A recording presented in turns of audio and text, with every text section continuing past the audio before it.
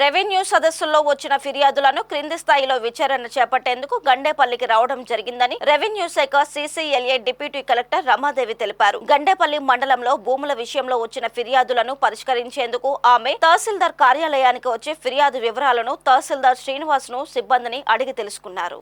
ఈ సందర్భంగా ఆమె మీడియాకు కొన్ని వివరాలను వెల్లడించారు. కమిషనర్ ఆదేశాల మేరకు ఇక్కడకు రావడం జరిగిందని, రెవెన్యూకు సంబంధించి పాస్ పుస్తకాలు తదితర పత్రాలు వచ్చాయన్నారు. పూర్తి స్థాయిలో విచారణ చేపట్టి ఫిర్యాదులను పరిష్కరిస్తామన్నారు. భూ వివాదాలను పరిష్కరించేందుకు క్రింది స్థాయి విచారణ జరిపిస్తామని చెప్పారు.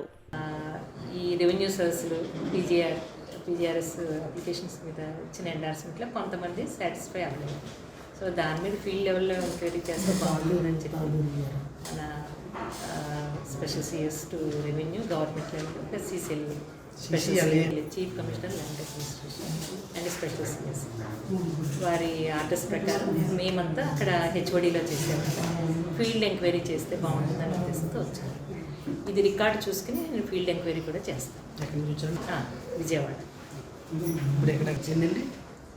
ఏంటంటే ఇప్పుడు ఈ మొత్తం లిస్టులు ఉంటే ఎన్ని ఉన్నానే 137 మన పీజీఆర్ఎస్లో వచ్చినాయి. 137 యాజ్ ఆఫ్ 12/2/25 వరకు 137 ఉన్నాయి. ఇందులో కొన్ని చేశారు, కొన్ని రిజెక్ట్ చేయాల్సి వచ్చింది. ఎందుకు చేశారన్నది రీజన్ కనుక్కోవడానికి వచ్చాను. అన్ని ఫోన్లో కనుక్కోలేము కదా. నేనే ఎవరికి చెప్పలేదు. ఎక్కడ సరి రికార్డ్స్ అక్కడ అన్నారు.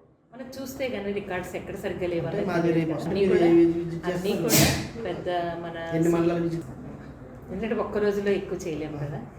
అంటే తూతూ మాత్రంగా చేయకూడదు. అన్ని రికార్డ్స్ వెరిఫై చేసి అందుకనే వాళ్ళ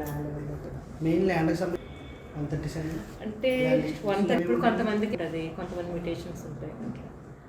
అదే చూస్తున్నాను 1 by 1 వెరిఫై. నా పేరు రమాదేవి.